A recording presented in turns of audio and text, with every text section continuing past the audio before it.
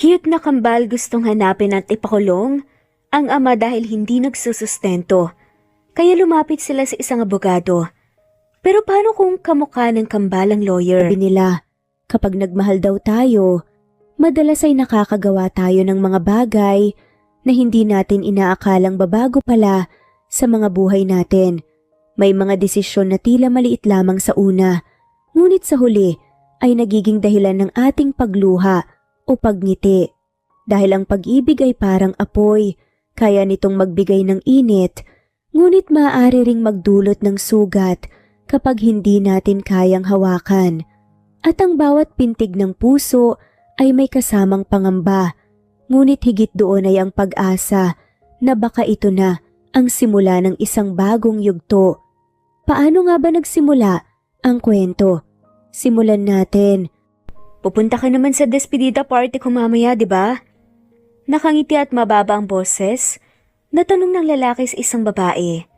Habang magkasama silang nakaupo sa tuktok ng burol at nakatingin sa tila kabuuan ng maliit nilang probinsya. Oo naman. Ako pa ba ang hindi pupunta? Alam mo namang malakas ka sa akin, di ba? Nakangiting sagot ng babae, pilit na itinatago ang lungkot na nararamdaman. Siya nga pala si Michelle Entrata. Mitch, kung tawagin siya ng pamilya at mga kaibigan. 22 years old at graduate ng 2 years vocational course dahil iyon pa lang ang kaya ng kanyang pamilya. Ang kausap naman niya ay si Hendrix Villaruel, ang kanyang matalik na kaibigan at nag-iisang tagapagmana ng Hacienda Villaruel na pagmamay-ari ng pinakamayamang pamilya sa probinsya nila. Bata pa lamang ay magkakilala at magkaibigan na sila. Isa kasing magsasaka ang tatay ni Mitch sa mga lupain na pagmamay-ari ng pamilya ni Hendrix.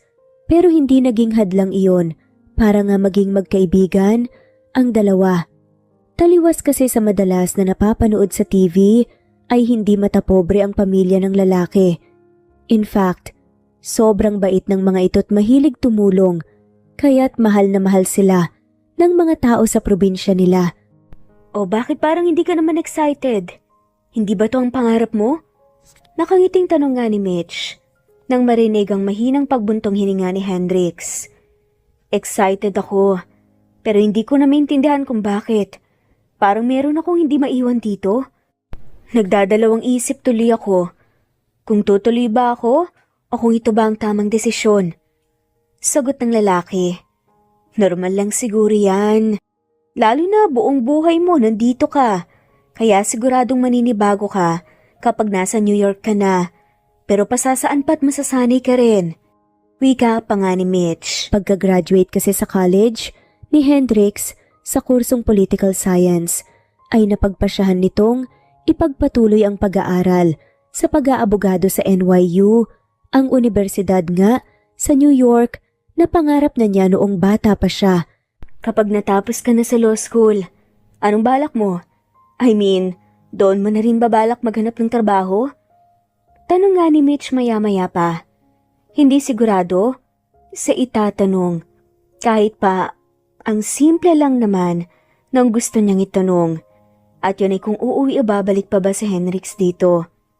Hindi ko alam. Titignan ko pa ang mga options ko especially after a month or a year. Balak ni ring mag-migrate ng pamilya ko doon. So baka doon na kami. Sagot ng lalaki kaya mapait nga na napangiti si Mitch. Nax, magiging mas big time ka na doon ha. Basta wag mo akong kakalimutan ha. Nakangiting wika ni Mitch. Kahit pabalot na balot ng lungkot, ang puso niya sa ideya na baka hindi na nga bumalik si Hendrix. Kung tutuusin, dapat ay maging masaya siya para sa kaibigan dahil alam niyang unti-unti na nitong aabuti ng pangarap sa ibang bansa. Masaya naman siya pero hindi ganun kasaya kasi nga lihim siyang may pagtingin sa matalik na kaibigan. Oo, matagal na niyang minamahal ng pasikreto si Hendrix. Hindi niya alam kung kailan at paano nagsimula, pero alam niyang matagal na. Basta nagising na lang siya, isang araw na napapabilis na ng lalaki ang tibok ng puso niya. Pero syempre, hindi niya magawang umamin kasi ay alam niya na malayo ang agwat nila sa buhay, na kahit pa hindi matapobre ang pamilya ng lalaki, ay maraming nagkakagusto kay Hendrix na magagandang mga babae na mula rin sa may kaya at kilalang pamilya. At saka, sa pagkakaalam niya, ay girlfriend ni Hendrix, si Melissa, iyong sobrang gandang babae na anak ng mayor sa probinsya nila. Bukod doon ay ayaw din niyang masira ang pagkakaibigan nila. Kaya naman ang nararamdaman niya ay nanatiling lihim lamang. Sa daldal at kulit mong yan, sa tingin mo ba makakalimutan pa kita? Wala kang ibang ginawa sa araw-araw kundi ang bisitin ako. Natatawang biro pa nga ng lalaki, kaya mahina nga siyang natawa. Pero mamimiss mo rin ang pambubwisit ko sa'yo kapag nandun ka na. Wika naman na babae kaya agad na nawalang ngiti sa labi nga nito. Oo naman. Seryosong sagot nga nito habang nakatitig ng diretso sa mga mata niya. Ikaw, anong balak mo niyan? Hindi ba pangarap mong maging elementary teacher? Mag-aaral ka ba ulit? Tanong pa nga ni Hendrix. Napailing nga ang babae. Hindi ko alam eh.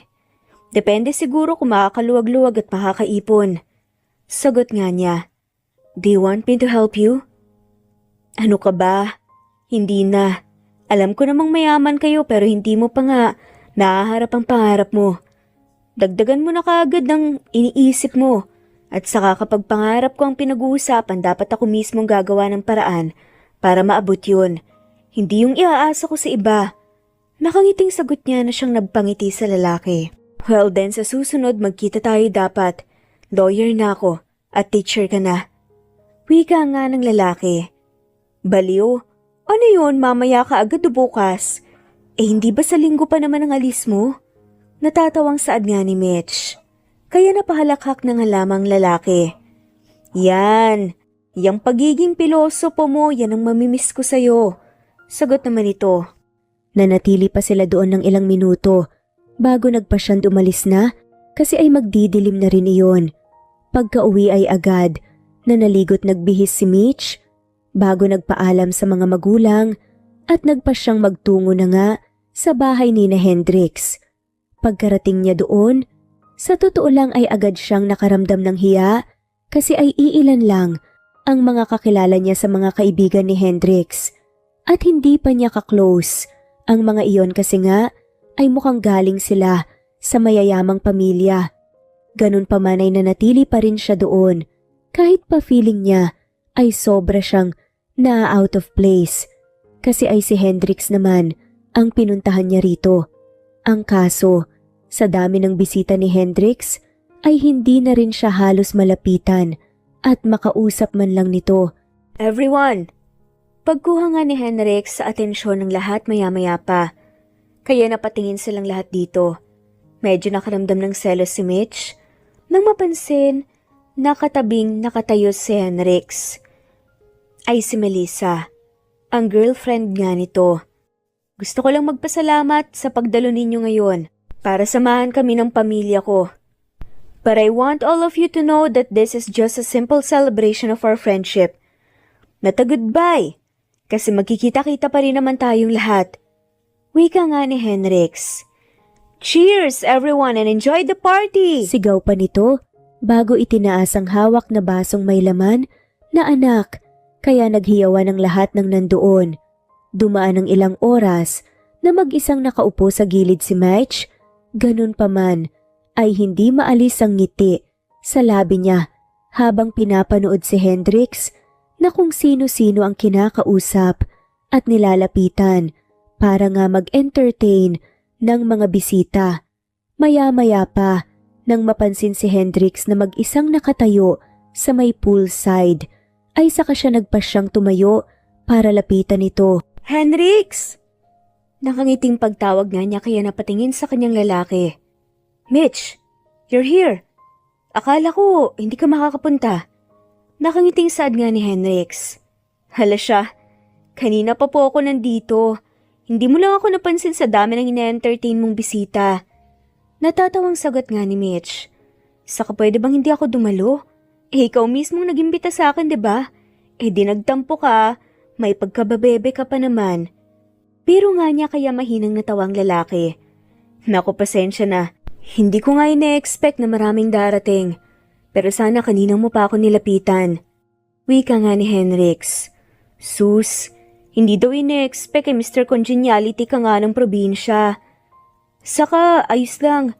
Alam ko naman na kailangan mo talaga mag-entertain ng mga bisita. Dagdag pa nga niya tapos ay naalala nga bigla ang ginanchilyon niyang panyo na balak nga niyang ibigay kay Henrix birang regalo at remembrance na nga. Oo nga pala, hindi na nagawang ituloy pa ni Mitch ang sasabihin ng may tumawag kay Henrix. Drakes, come here! Yung ibang college friends natin nandito na rin. Nakangiting wika nga ni Melissa. I'll be there in a bit, Mel. May kausap lang ako saglit. Sagot nga ni Henrix bago nakangiting humarap kay Mitch. Ano nga ulit ang sasabihin mo? Tanong nga nito. Wala, sige. Mamaya na lang. I-entertain mo muna yung mga kaibigan mo. Nakangiting sagot naman ni Mitch. Pero wag ka muna nga alis ha. Kumain ka muna. Or have a little drink. I'll just say hi to them. Tapos babalikan kita kaagad, promise. Wika ng lalaki, kaya marahan na lang siyang tumango at pinanood si Henrix na lumapit na kay Melissa. Pagkatapos ay nagpasya siyang bumalik sa pwesto niya kanina sa dulo, tapos ay mag-isa ulit at tahimik siyang umupo doon. Dumaan pa ang ilang oras at mukhang lasing na ang karamihan. Maging si Henrix ay mukhang lasing na kasi ay madaldal na rin ito at maingay. Isa-isa na nga ring nagpaalam at nagsialisan ang mga nandoon. Nang napatingin si Mitch sa wristwatch niya, ay napansin niyang alauna na pala yun ng madaling araw. Hanggang sa kumunot ang noo niya nang mapansin na siya na lang ang naiwan doon. Kaya naman mahina siyang napabuntong hininga bago tumayo na. Sa isip niya ay nakalimutan siya ni Henrix sa dami ng bisita. Pero hindi naman sumama ang loob niya. Nang saktong palabas na siya ng gate ng mansyon, ay natigilan siya nang makitang papasok naman ang lasing na si Henrix. Uy, saan ka nang galing? Nakakunot ang noon na tanong niya. Hinatid ko lang si Mel sa kanila. Lasing na tugon nga ng lalaki. Nag-drive kang lasing? Hindi makapaniwalang tanong nga ni Mitch. Sinong lasing? Hindi ako lasing Wika nga ng lalaki na humalakak pa. Balik na tayo doon, party pa tayo. Dagdag pa nga ng lalaki. Umalis na lahat ng bisita mo, ang mabuti pa, pumasok na rin at magpahinga. Saad naman niya. Ang KJ naman. Utal na sagot nga ng lalaki. Nang humakbang ito ay muntik na nga itong matumba. Mabuti na nga lamang at mabilis na nakalapit si Mitch para maalalayan ito. Ayan, yan ba ang hindi lasing? Halos hindi ka na nga makalakad tapos sinatid mo pa ang babaeng yun. Hindi lang naman ikaw ang kaibigan at kakilala niya rito. Sana nakisabay na lang siya sa iba. Paano pala kung may nangyaring hindi maganda sa'yo? Wika nga na tinawanan nga lang ng lalaki. Tatawa ka pa talaga, umayos ka nga. Iatid na kita sa kwarto mo para makapagpahinga ka na. Dagdag pa nga niya at inalayan na nga ang lalaki papasok sa loob. Nahirapan si Mitch nang paakyat na sila ng hagdan at para lang siyang nakahinga ng maluwag nang makarating din sila sa wakas sa kwarto ni Henrix. Nang akmang aalalayan na niya ang lalaki pahiga sa kama, ay laking gulat niya nang hinila siya ng lalaki. Kaya naman agad siyang napadapa sa ibabaw nito't napatitig sa gwapo nitong mukha. Kamuntik na ngang magdikit ang mga labi nila at rinig na rinig ni Mitch ang malakas na kabog ng dibdib niya. Magpahinga ka na. Uwi na rin ako. Puno ng kaba na saad nga niya. Don't go. Lasing na usal naman ng lalaki. You look so beautiful. Pabulong na dagdag pa nga nito kaya sunod-sunod ang paglunok nga ng laway na ginawa ni Mitch. At mas lalo siyang nagulat nang biglang pinaglapit nga ni Henrix ang pwesto nila. Kaya siya napahiga sa kama at bahagyang pumaibabaw nga sa kanya si Henrix. Alis nga, amoy alaki ang baho mo. Pagdadahilan nga niya kunwari, kahit pa ang totoo ay para nga siyang naaadik sa maamong at mabangong samyo ng katawan nga ni Henrix na nahahaluan ng kaunting alak. Sinubukan pa nga niya itong itulak pero labis nga siyang nanghina sa mainit na singaw nga ng katawan nito. Bakit ang ganda mo? Bulong pa nga ni Hendrix tapos ay bumaba nga ang tingin nito sa labi ni Mitch. I want to kiss you. Saad nga nito. Napapaos ang boses, nadagdag pa nito. Napalunok naman ng laway ang babae dahil sa nangyari. Kung tutuusin, siya ang nasa tamang huwisyo at siya ang dapat na umiwas. Pero sa isip niya, baka ito na ang una't huling pagkakataon na makita at makasama niya ang lalaki dahil nga aalis na ito. Kaya naman sa huli, huminga siya ng malalim tapos ay marahang hinila palapit si Hendrix. Hanggang sa nagdami nga ang mga labi nila. Nagsimula sa mababaw na halik hanggang sa unti-unti iyong lumalalim. At ng gabing iyon ay nagawang isuko ni Mitch ang buong siya sa unang lalaki na minahal niya ng sobra ang kanyang matalik na kaibigan. At alas 4 ata iyon nang nagpasya siyang bumangon at umalis pero iniwan niya sa bedside table ang ginanchilyo niyang panyo na may burda ng pangalan nila ni Hendrix. Hiyang-hiya si Michelle sa sarili pagkatapos ng gabing iyon. Kaya naman iniwasan niyang lumabas sa bahay nila sa mga sumunod na araw at hindi na siya napakita pa ulit kay Hendrix hanggang sa dumating nga ang araw ng linggo. Ang araw ng pag-alis nito, 7 years later. Tipid na napangiti si Hendrix nang umupo sa swivel chair ng bago niyang opisina. 7 taon na ang mabilis na lumipas at hindi niya inakala na nakabalik na siya sa maliit na probinsya kung saan siya lumakit nagkaisip. Halos 1 buwan na mula nang makauwi siya sa Pilipinas mula sa New York. Pero sa Manila muna siya namalagi habang itinatayo pa nga itong law firm niya at nililinisan ang mansyon nila na matagal walang nanirahan. Good morning, sir. Ready na po kami sa first day ng trabaho. Nakangiting wika nga ng sekretarya niyang si Lucina na kumatok at pumasok sa nakabukas na pinto ng opisina. Nandito na ba ang lahat? Tanong naman niya. Dahil nagsisimula pa nga lang ang firm, ay iilan pa lang ang empleyado niya. Siya, ang sekretarya niya, tapos ay meron siyang 2 associate attorneys, 2 counsel, 2 paralegal, 1 receptionist, 1 billing, at 2 marketing coordinator. Pero patuloy naman sila sa paghahanap ng mga tao na dadagdag sa team nila. Yes, sir. Sagot nga ni Luisa. Great. Good morning, everyone. I am Attorney Henrix Villaruel, owner of VLG or Villaruel Legal Group, and I'm very pleased to finally meet you all.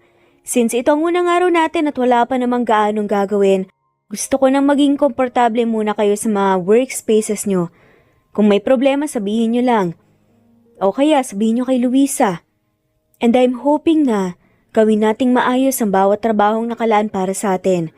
At sana maging parte kayo ng VLG hanggang sa unti-unti itong mas lumaki at makilala ng mas marami.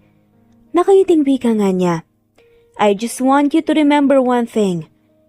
Ayoko na may discrimination sa firm na ito pagdating sa mga kliyente at magiging kliyente natin. May pera man sila o wala, asikasuhin natin ang kung ano mang kailangan nila. Lahat ng lalapit sa atin na walang pambayad, idiretso nyo agad sa akin. So I can take their cases as pro bono, maliwanag ba? Dagdag pa nga niya na siyang nagpangiti sa lahat. Yes, attorney! Halos sabay-sabay na sagot nga ng lahat na tila natuwa sa narinig. Dahil kasi doon ay agad nga nilang napagtanto na mabuting taong lalaki at magiging mabuting boss ito sa kanila. Good. You may all go back to work your spaces now. At since ito ang first day natin, lunch is on me. Enjoy your first day at work. Wika pa niya, kaya pumalakpak ang lahat bago naglakad na palabas ng opisina niya. Napangiti naman si Hendrix bago muling iginala ang mata sa kabuuan ng opisina niya. Ilang taon din siyang nagtrabaho bilang abogado sa isang kilalang firm sa New York at hindi sa pagyayabang pero wala pa siyang naipatalong kaso. Sa totoo lang ay maganda na ang trabaho niya doon at maganda rin ang sweldo. But for some reasons, pakiramdam niya ay hindi siya satisfied sa ginagawa at may iba pang gustong gawin. Sa kanya naalala itong probinsya nila. Naalala niya na maraming mga magsasaka rito na walang kakayanang magbayad ng abogado patungkol sa mga problemang hinaharap nila. Kaya napagpasyahan niyang bumalik nga dito at magtayo ng sarili niyang firm na makakatulong sa marami. Naging supportive naman sa kanya ang pamilya niya para na rin daw may tumira ulit sa mansyon nila na ayaw nilang ibenta at pakawalan dahil sa dami ng magaganda at masasayang memoryang nabuo nila rito na magkakasama bilang isang buong pamilya. Pagkaraan ng ilang minuto ay kumatok muli si Luisa sa pinto kaya napatingin siya rito. Sir, mukhang may unang kliyente na po tayo at kayo daw po ang gusto makausap. Tila nag-aalangan nga na wika nga nito kaya napangiti siya. Sige, papasukin mo. Excited na sagot naman ni Henrix. Kumunot naman ang noo niya nang makita ang dalawang bata na naglakad papasok sa loob.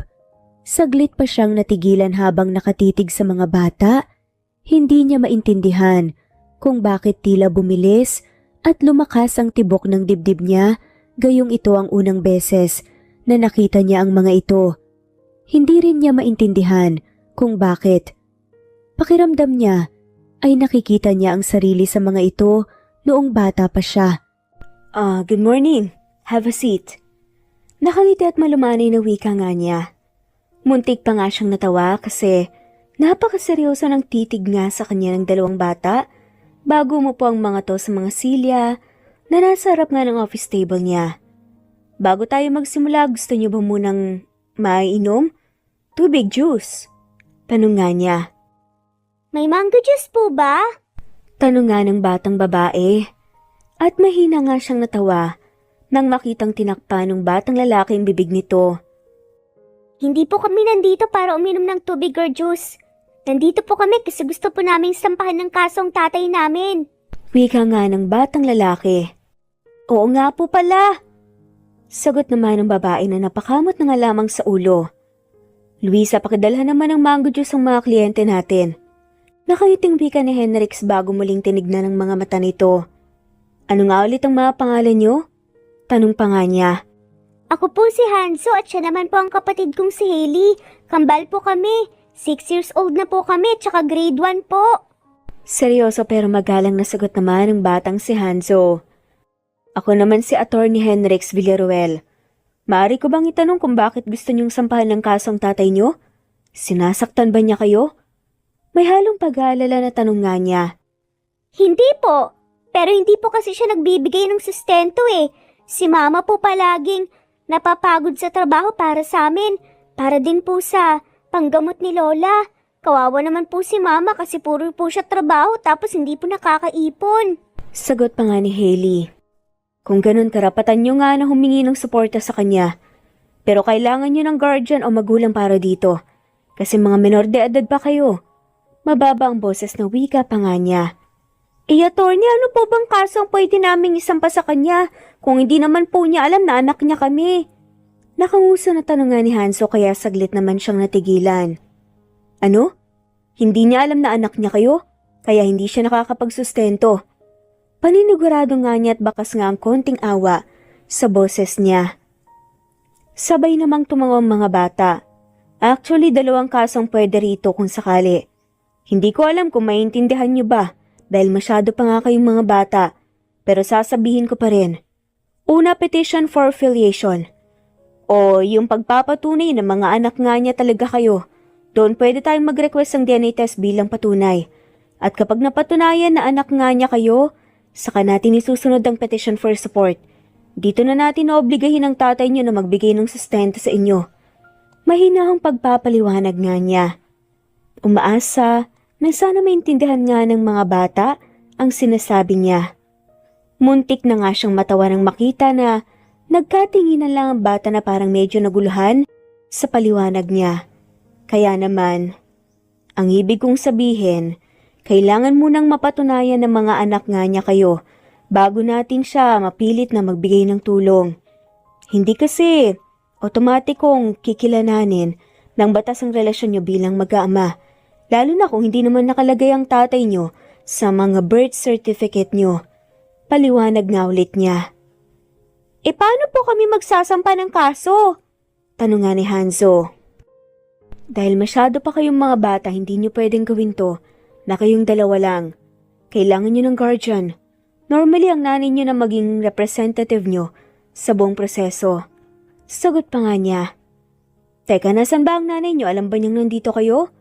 Panguusisa nga ni attorney. Nasa bahay po si nanay, hindi po niya alam na nandito po kami. Sagot nga ni Hailey. Ibig po bang sabihin, attorney, hindi pa po namin kayo pwedeng idemanda? Dapat po kasama muna po namin si Mama? Tanong nga ni Hanzo, kaya bigla siyang naubo. Ano ako? Bakit ako idedemanda niyo? Gulat at hindi makapaniwalang tanong niya. Kayo po ang tatay namin eh. Ayaw pong sabihin ni Mama kung ano pong pangalan ng tatay namin, kung sino po siya at kung nasaan siya. Basta sabi lang po niya may work daw po sa malayo pero alam po namin na kayo po ang tatay namin. Gate nga ni Hanzo. What? Nalilito pa rin na tanong nga ng lalaki. Pero kinompose nga niya ang kanyang sarili. Dahil hindi naman siya ganon ka-unprofessional. Nakita naman niya ang batang si Hanzo na parang may kinuha sa bulsa nito, tapos maya-maya pa inabot nga sa kanyang isang lumang picture. Mahina nga siyang napasinghap nang nandoon nga ang college picture niya kasama ang dating matalik na kaibigang si Michelle. Kayo po ang nasa picture, di po ba? Tanong nga ni Hanzo. Wait, how did you get this picture? May halong ka ba na tanong niya? Nasa wallet po yan ni Mama, hindi nga lang po niya alam na nakita po at kinuha namin. Pero hindi naman po itatago ni Mama yan kung hindi po kayo ang tatay namin eh. Wika naman ni Hailey kaya sunod-sunod na napalunok nga ng laway ang ginawa ni Henrix. Michelle Entrata ba ang pangalan ng mama niyo? Puno ng kaba na tanong nga niya kaya sabay na tumangwa mga bata. Opo! Sabay na sagot pa nga ng mga to, kaya muli siyang napasinghap. At saka dahil po dito kaya alam po naming nandito kayo. Wika pa nga ni Hanzo, tapos nilabas nga din at pinakita sa kanyang posted na gawa nga ng marketing staffs niya patungkol sa pagbubukas nga niya ng law firm. Nasa poster din kasi yun, ang picture niya. Sabi po ni Mama, mabait daw po ang tatay namin, pero hindi po kami naniniwala kaya gusto po namin kayong idemanda. Nakangusong saad nga ni Hanzo. Bakit hindi niyo po kami kilala? Bakit niyo po iniwan si Mama? Ayaw niyo po ba sa amin? Sunod-sunod na tanong naman ni Hailey. Hindi naman nakasagot si Hendrix. Pero rinig na rinig niya ang malakas na kabog ng dibdib niya. Sa totoo lang, hindi kailanman nawala sa isip niya si Mitch. Balak nga niyang puntahan at kamustahin ito pagkatapos ng unang araw niya rito. Pero sa hindi inaasahang pagkakataon, heto nga ang mga bata na nagsasabing siya ang tatay nila. Pakiramdam tuloy niya ay pinaglalaruan siya ng tadhana. Excuse me, sir. Eto na po ang juice para sa inyo ng mga cute nating kliyente. Nakangiting wika nga ni Luis sa maya-maya na muling pumasok na sa opisina at nilapag nga sa mesa ang 3 baso ng juice at 3 slice ng chocolate cake. Luisa, alis muna ako. May importanteng tao lang ako na kailangan ko usapin. Kung may kailangan o problema man dito, ikaw na munang bahala. Wika niya tapos tumayo na at tumingin nga sa kambal. Let's go. Paanyaya pa nga ng mga to. Saan po tayo pupunta? Sa mama niyo, kailangan po siyang makausap. Wag na po, baka magalit po yan sa amin eh. Hindi po niya alam na nandito kami tsaka kinuha po namin yung picture sa wallet niya. Wika naman ni Hanzo. Kailangan kong makausap ang mama niyo tungkol dito. Kasi kung totoo man ang sinasabi niyo na ako nga man niyo, kailangan kong magawa para sa inyo ang dapat gawin kahit na papaano. Talang boses nga na saad nga ni Henrix. Hello sir, mga anak niyo po sila? May mga anak na kayo? Gulat na tanong naman ng sekretarya niya. Hindi ko rin alam, Luisa. Hindi ko sigurado kaya kailangan kong kausapin ang nanay nila. For now, wala ka munang pagsasabihan ng kahit na sino tungkol dito, okay? Saad niya kaya marahang mga babae? Siya naman ay muling nilingon nga ang mga bata. Pwede po bang mamaya na lang tayo malis?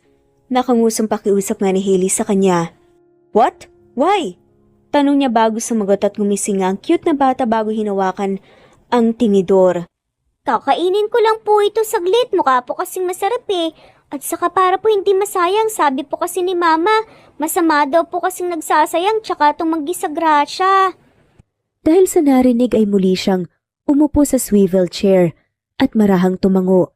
Tapos ay pinanood niya ang kambal na kumain ng chocolate cake at uminom ng juice. Habang kumakain nga, ang mga ito ay hindi maalis ang titig niya. Sa totoo lang, hindi pa niya nakakausap ulit si Mitch para kumpirmahin ang narinig sa mga bata. Pero pakiramdam niya ay kumpirmado na agad. Nakikita kasi talaga niya ang sarili sa mga ito, tapos ay ang gaan pa ng loob niya at magsisinungaling siya kung sasabihin niyang hindi niya alam ang namagitan sa kanila ni Mitch noong gabi ng despedida party niya. Pero kung totoo man na anak nga namin sila ni Mitch, bakit hindi niya sinabi sa akin agad ang tungkol dito? Did she hide them on purpose? Pero bakit? Ano ang dahilan niya? Tanong ni Hendrix sa sarili habang nakakunot ang mga nuot, nakatitig pa rin sa kambal. Ang daming mga tanong na naglalaro sa isip niya. Mga tanong na alam niyang si Michelle lang ang makakasagot. Kumunot ang noo ni Mitch habang abala siya sa pagwawalis ng munti nilang bakuran nang makita ang isang Fortuner na pumarada sa harap ng bahay nila. Noong una, ang akala niya ay magtatanong lang ito ng direksyon, pero mas lalo siyang nalito nang makitang nagbukas ang pinto nito at bumaba ang kambal niyang mga anak. Mga anak, saan kayo nanggaling? Hindi ba't sabi ko huwag kayong alis ng bahay? Saka bakit nakasakay kayo dyan? Hindi ba sinabi ko rin na huwag kayong basta-basta sasama sa kung kani-kanino? Nag-aalala na saad nga niya bago nagmamadaling maglakad, palabas ng gate na gawa lamang sa kahoy. Mama, sorry po! Nakangusong nga at kinakabahang wika naman ni Hanzo. Hindi pa nga siya nakakasagot, bumaba na nga ang nagmamaneho ng sasakyan at nang napatingin siya rito at mahina nga siyang napasinghap nang makita nga si Henrix. Ang lalaki na 7 taon nga niyang hindi nakita. Henrix? Mahinang usal nga niya sa pangalan nito. It's been a while, Mitch. Seryosong wika naman ng lalaki, tapos bahagyang sumulyap sa mga bata bago muling tumingin sa kanya. Mukhang marami tayong kailangan pag-usapan. Dagdag pa nga nito. Sunod-sunod na paglunok naman ng laway ang ginawa ni Mitch dahil sa narinig. May pakiwari siyang alam na ng lalaki ang tungkol sa kambal. Kung pakatitignan kasi, ay kamukhang kamukha ni Hendrix ang mga ito. Siya ang nagdala ng 9 na buwan, pero wala man lang nakuha ang mga bata na kahit ano sa kanya. Mga anak, pumasok muna kayo sa loob. Samahan niyo muna doon ang lola nanay niyo. Puno ng kaba na saad na nga lamang ni Mitch. Saglit namang tumingin ng mga bata kay Hendrix bago nagmamadaling tumakbo papasok sa loob. Nang wala na ang kambali sa kahinarap nga ni Mitch, ang lalaki. Uy, kamusta? Ilang taon na rin na. Grabe, mukhang mas big time ka na ngayon ah. Patay mali siya at nakangiting saad niya. Pinipilit pigilan ng kaba at tumaktong normal nga sa harap ng lalaki. Hindi na ako magpapaligoy-ligoy pa. Totoo bang sinabi ng mga bata sa akin? Anak ko ba sila, Mitch? Mga anak ba natin sila? Walang prenong tanong naman ng lalaki. Hindi pinapansin ang pangungumusta niya. Sa isip niya ay ito naman kasi talaga ang dahilan kung bakit nandito siya. Well, gusto niyang kamustahin din ang matalik na kaibigan syempre. Pero mas mahalaga sa kanya ngayon na malaman ang totoo. Bago pa makasagot si Mitch, ay inilabas ni Hendrix ang picture nila na pinakita sa kanya ni Hanzo kanina. Hindi mo raw sinabi sa kanila kung sino at nasa ng tatay nila. Pero hindi daw ito kailanman nawala sa wallet mo. Kaya, nang nakita nila, inisip nila na ako ang ama nila. They are both 6 years old. Kung iisipin mabuti parang nabuntis ka noong kakaalis ko lang. And we both know kung anong namagitan sa atin nung gabing yon. bago pa ako umalis, Mitch. Mahabang saad nga ng lalaki kaya mabilis na nag-iwas ng tingin sa Mitch. Mitch, I'm asking you, mga anak ba natin sila? Pag-uulit pa nga ng lalaki nang walang matanggap na sagot dito. Marina namang pumikit si Mitch. At nang nagmulat siya ng mata, ay tumingin siya sa lalaki bago dahan-dahang tumango. Oo, Hendrix. Napapaos ang boses na sagot nito. Mariin namang napapikit si Hendrix nang makumpirma ang hinala niya. Kahit paramdam na niyang anak nga nila ni Mitch, ang kambal, iba pa rin na marinig mismo ito mula kay Mitch. At alam niyang hindi na niya kailangan pang sumailalim sa DNA o paternity test. Kasi mula noon, alam niyang hindi sinungaling si Mitch. Why didn't you tell me? Bakit mo tinago sa akin? May nagawa ba akong kasalanan sa'yo? Sunod-sunod na tanong nga ni Hendrix. At sunod-sunod na pagiling naman, ang tugon nga ni Mitch, na ngayon naluluhan na nga sa takot at kaba. Hindi, Hendrix. Hindi sa ganoon. Then why, Mitch? I mean for years. Nabuhay ako na walang ideya na may mga anak na pala akong lumalaki. At wala man lang ako sa tabi nila para gabayan sila. Para ibigay sa kanila ang mga kailangan nila. Wala akong nagawa para maging ama sa kanila. May halong hinanakit na dagdag pa nga niya. Sorry, Hendrix. Natakot kasi ako eh. Naiiyak na sagot na nga lamang niya. Natakot saan? Tugon nga nito. Sa lahat. Nakaalis ka na nung nalaman kong nagdadalang tao ako. At natatakot ako na baka kapag nalaman mong totoo, bumalik ka agad dito at isang tabi mong matagal mo ng pangarap. Natakot ako na baka magkahiwalay at masira kayo ni Melissa nang dahil sa akin. Natakot ako sa sasabihin ng ibang tao tungkol sa akin tungkol sa amin ng mga magulang ko kapag nalaman nila. Na, nagpabuntis ako sa lalaki may kasintahan na. Lalo na, anak pa ni Mayor, si Melissa. At saka sobra akong nahihiya kasi ako ang nasa tamang huwisyo noong gabing yun, pero hindi ako nagpigil. Paliwanag nga ni Michelle at napayuko pa. Sorry, Hendrix. Akala ko yun ang tamang gawin. Kasi hindi rin naman ako sigurado kung babalik ka pa eh. Kasi nung tinanong kita, sinabi mo na baka doon ka na magsettle kung sakali man. Dagdag pa nga niya at mariin ulit na napapikit si Hendrix dahil nga sa mga narinig. Of course, babalik ako dito kapag nalaman ko agad ang tungkol sa kanila. Kasi hindi naman ako irresponsableng tao at alam mo yan. Siguro nga pangarap kong makapag-aral ng law sa NYU. Pero ang pinakapangarap ko ay ang maging abogado. At kayang-kaya ko yung gawin dito sa Pilipinas. Saka ano ang sinasabi mong natatakot ka magkasira kami ni Melissa? Hindi nga kami naging kami. At mas lalong walang pakialam ang ibang tao kung malaman man ang lahat ng tungkol dito. Iritadong sagot nga niya. Anong hindi naging kayo? Alam ng lahat na may relasyon kayo. Ani naman ni Mitch. Yun ang iniisip niyong lahat but she's just a friend.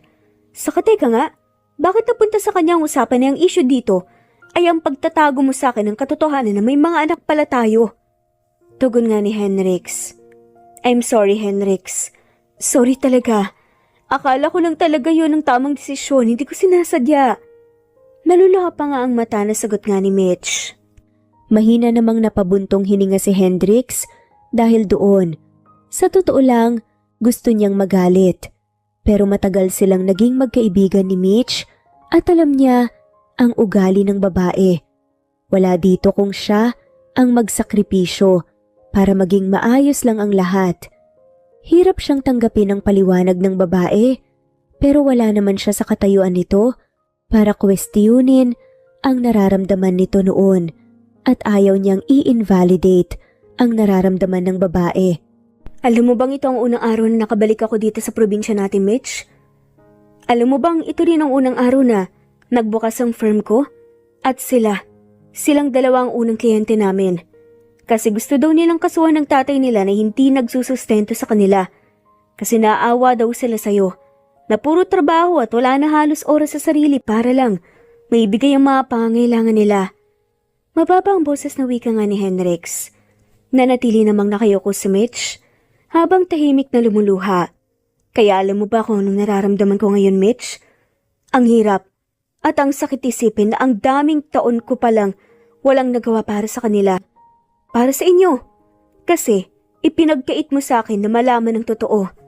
Mahina pero puno ng hinanakit. Nadagdag pa nga nito. Sorry, Henrix. Patawarin mo ko. Bulong ulit na Mitch, hindi naman kasi niya alam kung ano pa ang sasabihin ng lalaki. Alam niya sa sarili nga na siya talaga ang mali dito. Kasi kahit paggaano siya natakot at nahiya noon, karapatan ni Henrix na malaman ng totoo pero mas pinili nga niyang itagong lahat. I don't need your apologies, Mitch. Kasi kahit pa magalit ako ngayon, wala na rin namang mangyayari eh. Hindi na natin maibabalik pang nakaraan. Sagot ng lalaki kahit pa ang totoo ay masama pa rin ang loob niya. Oo, masama ang loob niya pero hindi naman siya galit. Hindi nga niya alam kung kaya ba niyang magalit kay Mitch.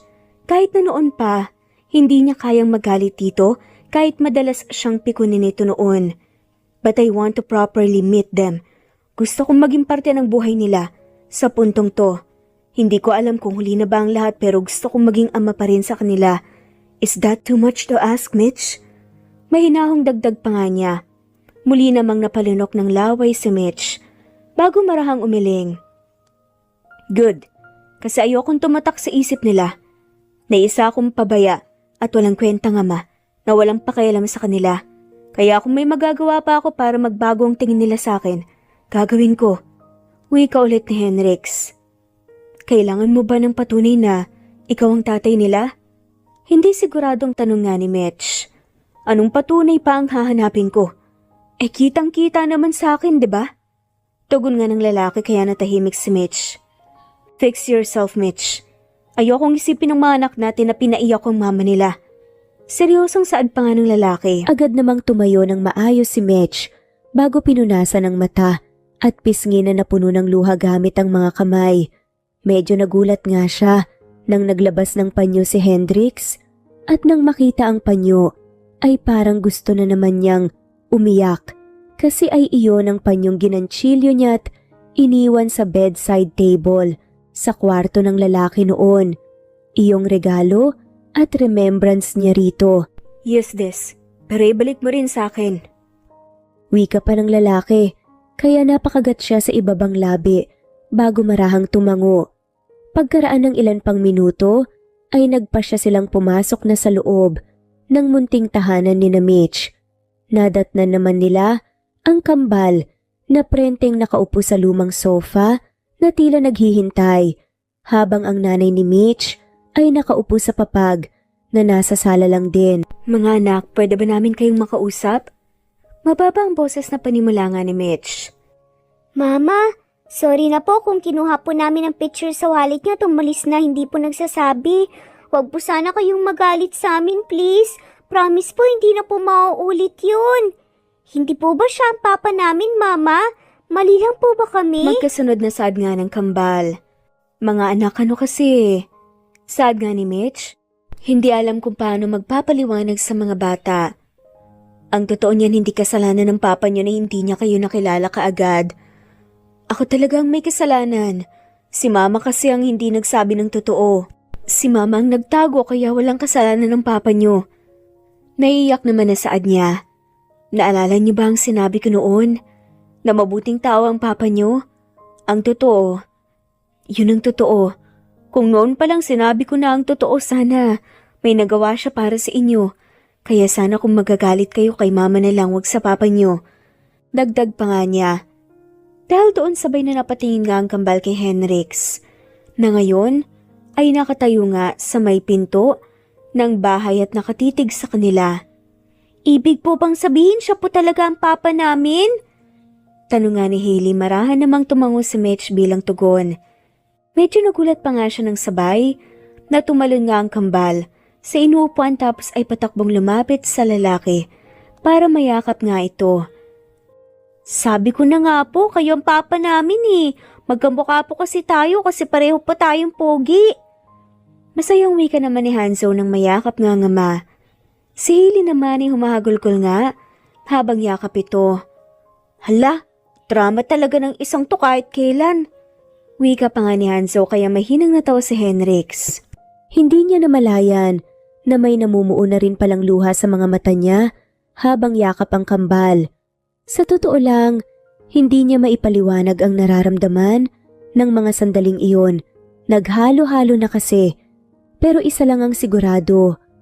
Masaya siya at magaan sa loob na mayakap ang mga bata. Iyong para bang may nabuo bigla sa pagkatao niya na matagal nang nawawala. Papa, wag po kayong aalis ulit, please. Wag niyo na po kaming iiwan ulit. Sad pa nga ng bata. Habang umiiyak, hindi na alis si Papa. Sorry kung ngayon lang ako. Sorry kung wala akong magawa. Sorry kung wala ako sa tabi niyo habang lumalaki kayo. Hindi sinasadya ni Papa yon. Pangako hindi na ako aalis at babawi ako sa inyo at ibibigay ko sa inyo ang lahat. Emosyonal na sagot pa nga niya. Papa, sorry din po kung sabi namin idedemanda po namin kayo. Akala po kasi namin ayaw niyo lang po sa amin eh. Naawa na po kasi kami kay Mama na lagi pong napapagod sa trabaho para po sa amin. Sorry po, Papa. Wika rin naman ni Hanso. Tipid namang napangiti si Hendrix sa narinig. Ramdam na ramdam kasi niya na mahal ng mga bata ang mama niya. At maganda ang naging pagpapalaki ni Mitch dito. Hindi niya alam kung gaano niya katagal na yakap ang kambal. Pero pakiramdam niya ay para bang ayaw na niyang pakawalan pa ang mga ito. Nang araw na iyon ay nagpasya si Hendrix na hindi na muna bumalik sa opisina at ilaan ang buong araw na iyon para makasama at mas kilalanin ng mga bata. At alam niyang paulit-ulit na, pero sobrang saya niya na makasama at makilala ang mga ito. Sa mga sumunod na araw, kahit pagaano ka-busy si Hendrix sa trabaho, ay sinisigurado niya na hindi siya nawawalan ng oras sa kambal. Tinupad niya ang pangakong babawi sa mga ito. Nariyan ang ipapasyal niya ang mga bata, bibilhan ng mga bagong gamit at kung ano-ano pa. Civil din naman ang turing nila ni Michelle sa isa't isa, pero parang may nagbago na. Hindi na kasi sila kagaya ng dati na parang sobrang close. Kung dahil ba ito sa kasalanang nagawa ni Michelle, ay hindi niya alam. Pero pakiramdam niya ay medyo may ilang na nga sa pagitan nila ng lalaki at pinipilit lang na maging maayos lalo na kapag nasa harap nila ang mga bata. Mama! Malakas at masayang bati ng kambalis ang hapon pagka-uwi ng mga ito kasama ang ama. Pagkalapit ay nagmano nga sa kanyang mga bata. Ang ganda po pala ng bahay ni Papa. Sobrang laki po. Sa kanila po pala yung mansion, Mama. Malawak ang itinawika pa nga ni Hanso. Nanggaling kayo sa mansyon? Mababa ang boses na tanong naman ni Mitch. Napasimple pang tumingin kay Hendrix na nasa likod ng mga bata. Yup, gusto daw nilang makita kung saan ako nakatira. Kaya imbes na lumayo pa kami, sinama ko sila doon at doon kami nagbonding. Sagot naman ng lalaki, kaya marahan siyang tumango. Half day lang ang klase ng mga bata, kaya pagkalabas nila sa eskwela kaninang tanghali, ay ipinagpaalam sila ni Hendrix na ipapasyal daw. Ang akala nga ni Mitch ay sa bayan at mall ulit sila pupunta. Hindi niya inexpect na nasa mansyon lang pala ang mga ito. Si Mitch naman, well, kahit pa 2 taong vocational graduate siya, ay nakuha pa rin siya bilang volunteer teacher na magtuturo sa mga kinder dahil nga kulang ang mga guro sa barangay nila. Hindi kalakihan ng sahod, kahit pa 2 klase ang hawak niya, isa sa umaga at isa sa tanghali. Pero masaya naman siya sa ginagawa dahil nga pangarap talaga niyang maging guro. At saka malaki ang naitulong ng trabahong ito sa kanila bilang pantustos sa kanilang mga pangangailangan. Mga anak, magilamos na kayo at magbihis, maya-maya lang magluluto na ako ng hapunan natin. Para presko kayo kapag kakain na. At huwag kakalimutang magmano kay Lola na nanay sa loob, ha? Wika nga niya at nakangiti namang sumunod. Sa utos niya ang kambal. Pwede ba kita makausap saglit? Tanong naman ni Hendrix nang wala na nga ang mga bata kaya napalingon siya rito. Oo naman. Tungkol saan? Tugon nga ng babae. Gamit nila ang apelyido niyo. So I suppose na hindi ako nakalagay sa birth certificate nila. Panimula ng lalaki kaya napakagat na nga lamang siya ng iba pang labi. Gusto ko sanang ipaayos ang birth certificate nila para mailagay ko bilang ama. Gusto kong dalhin nila ang apelyido ko. Dagdag pa nga nito kaya marahan siyang tumango. Walang problema pero kung gusto mo, sumailalim muna kayo sa paternity test para makasigurado ka na ikaw. Hindi na nga niya na ituloy pa ang sasabihin. Like what I've said, sigurado akong ako nga Manila. Alam na alam at ramdam na ramdam ko yun. How many times do I have to tell you that? Also starting today, ako na ang sasagot sa lahat ng kailangan nila. Pagpuputol pa nga ni Henrix, sasabihin sana niya. Ha? Hindi naman hatatama yun. I mean, oo, ikaw ang tatay pero pareho tayong magulang kaya dapat lang na pagtulungan natin yun. Hindi pwedeng ikaw lang sa lahat. Sagot pa nga niya. Isipin mo na lang na matagal akong walang nagawa at naibigay sa kanila, Mitch. Nabanggit din nila sa akin na kalahati ng sinasahod mo na pupunta halos sa pang-maintenance meds ng nanay mo. Kapag medyo nakaluwag-luwag ka na, saka ka na tumulong total. Sa loob ng 7 taon, ikaw naman ang mag-isang kumayod para sa kanila. Kaya ngayong nandito na ako, hayaan mo ako naman muna. Mahinahong saad nga ng lalaki kaya napakagat siya sa ibabang labi. Ikaw ang bahala, pero tutulong pa rin ako kahit na magkano lang. Mababa ang boses na sagot niya. Ang tigas talaga ng ulo mo kahit kailan. Masungit na tugon naman ng lalaki at hindi niya alam kung matatawa siya o kung ano. Oo nga pala, pwede ko bang itanong kung anong nangyari sa tatay mo? Tanong pa nga nito kaya saglit na natahimik ang babae. Sa pagkakatanda kasi niya, buhay at malakas pa nga ito bago siya umalis at ngayon, alam niyang wala na ito. Kaya kuryoso nga siya sa nangyari. You don't have to answer if it's too personal. Dagdag pa nga nito. Hindi. Ayos lang. 3 years old ang mga bata nung inatake siya sa puso habang nasa sakahan. Sabi ng doktor dahil sa init daw ng panahon. Naitakbo naman namin siya sa ospital kaso wala rin eh. Sa totoo lang, yung naunang 3 taon mula nang ipinanganak ko ang kambal, hindi talaga ako gaanong nahirapan kasi nga nandyan si nanay at tatay para gabayan at tulungan ako. Nagbago lang ang lahat nung nawala nga sa amin si tatay. Ilang buwan pagkatapos nun biglang nahilo si mama, kaya itinakbo ko siya sa ospital. Doon nalaman namin na high blood pala siya. Bukod doon mataas din ang triglyceride niya. At dahil dito may chance na siya magkaroon ng sakit sa puso o ma-stroke. Kaya rin hindi na nga siya pwedeng magpagod pa. Kailangan din ng maintenance meds. Dagdag pa nga nito kaya marahang tumangong lalaki. What does she need? May tutulong ba ako? Mababa ang boses pero may halong pag-aalala. Natanong nga ni Henrix na siyang nagpangiti kay Mitch. Wala. Mas healthy living lang daw. At aluan ng exercise at ng maintenance. Magiging maayos din siya. Sagot niya kaya marahang tumango si Henrix. I'm really sorry that you have to go all through this alone, Mitch. Sad pa nga nito kaya agad na nawala ang ngiti sa labi ni Mitch at napatitig niya sa gwapong mukha ng lalaki. Ha? Hindi mo kailangan humingi ng sorry. Ako naman talaga ang hindi nagsabi sa iyo ng tungkol sa mga bata eh. Sagot niya. At nandito ako ngayon, kaya hindi ka na mag-iisa sa pasanin mo. Huwag ka na mag-alala. Seryosong tugon ng lalaki, muling napalunok ng laway si Mitch sa narinig. Pakiramdam niya ay may nagbara sa lalamunan niya dahil doon, pero pinilit niyang hindi mapaiyak kasi baka sabihin ni Hendrix ay iyakin siya, masyadot madrama. Sa totoo lang, ang daming taon na pinilit ni Mitch na magpakatatag para sa mga bata at para sa nanay niya.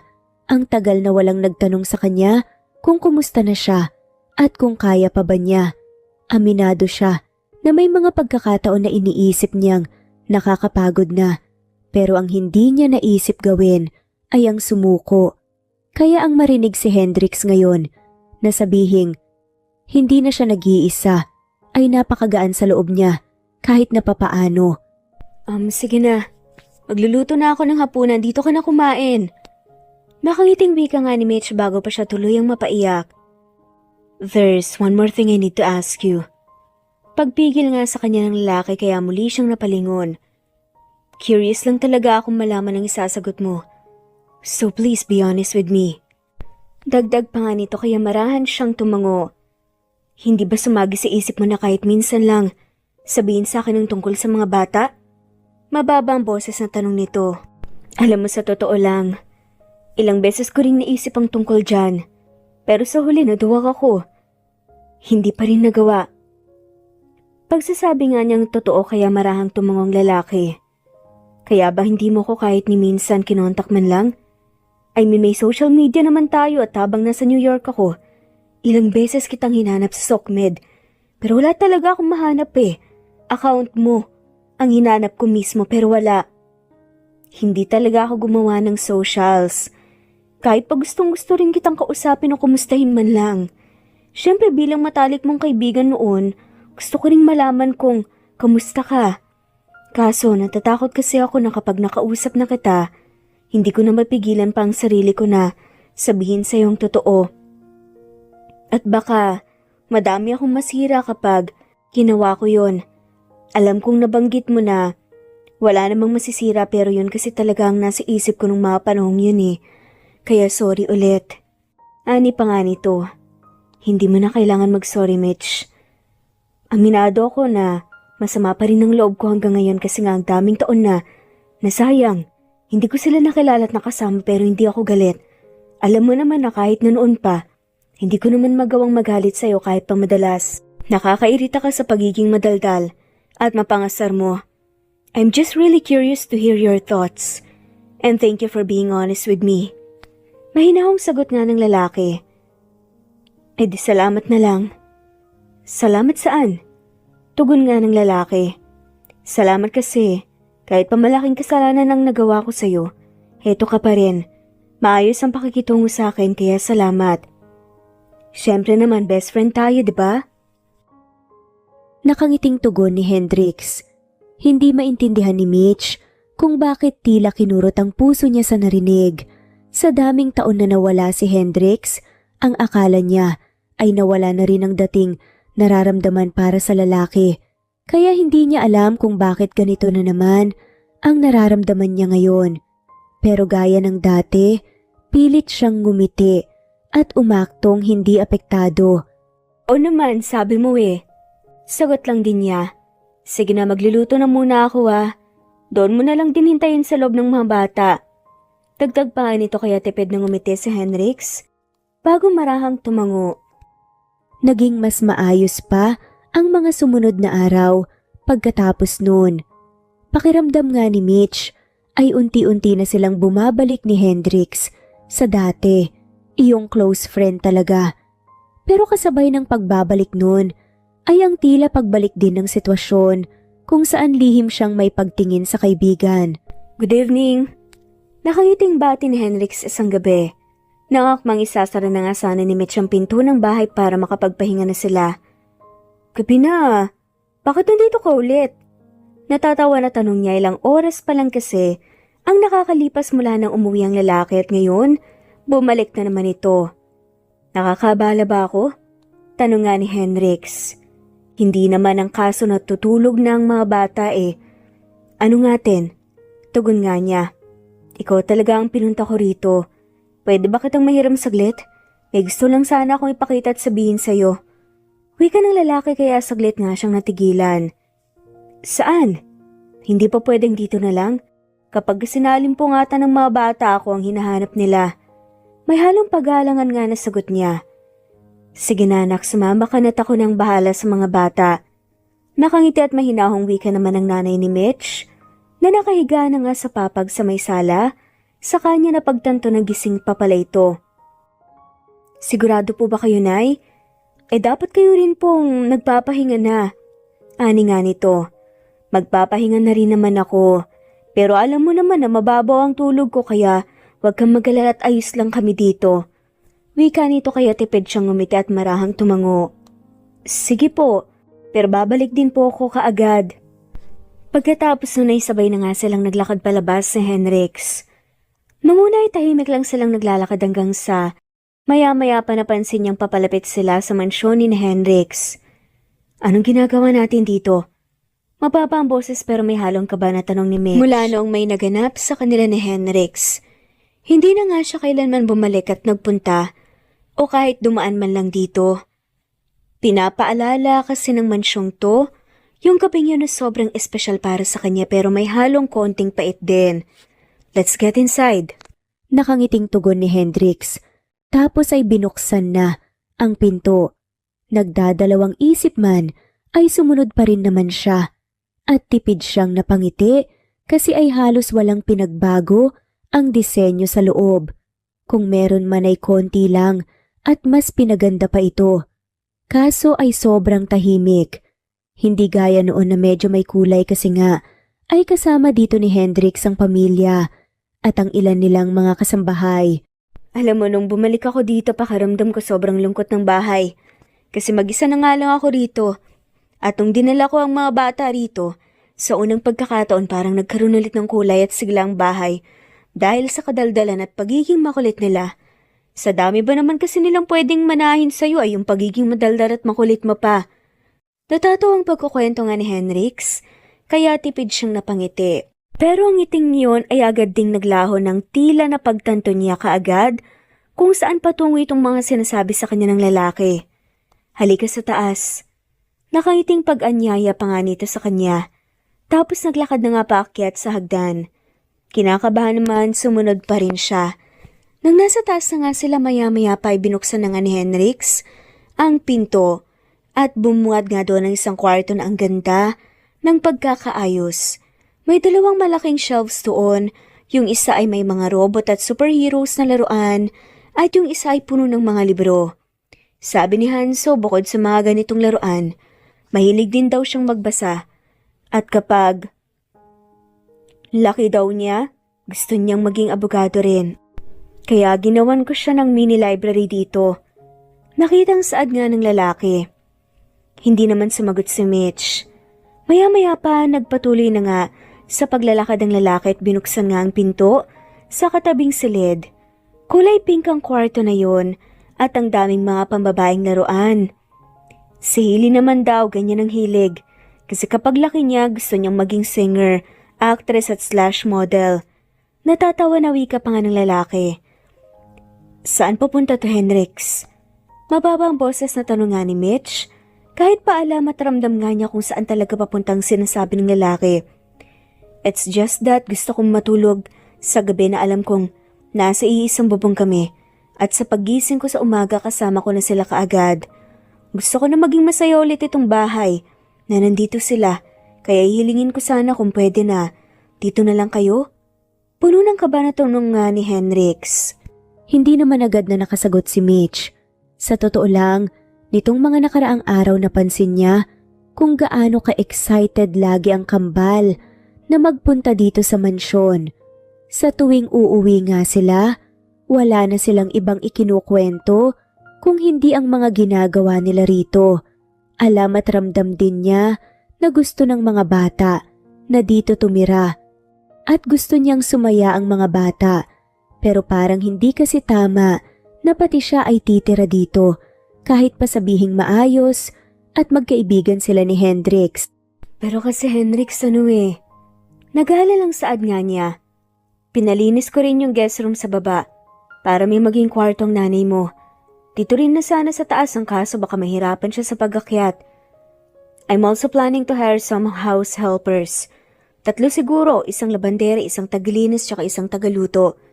That way, mas makakapag-focus ka sa trabaho at hindi mag-aalala na walang kasama ang nanay mo.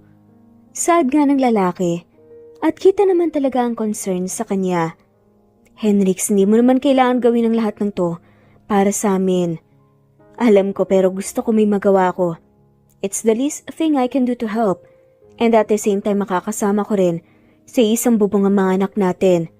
Pagsusumamo ng lalaki pero hindi makasagot si Mitch. Nakita naman ni Hendrix ang pag-aalangan sa ekspresyon nito. Iniisip mo na naman ba ang sasabihin ng ibang tao sa'yo? Tanong nga nito, kaya napatingin sa kanya si Mitch. Hindi Hendrix, hindi sa ganun.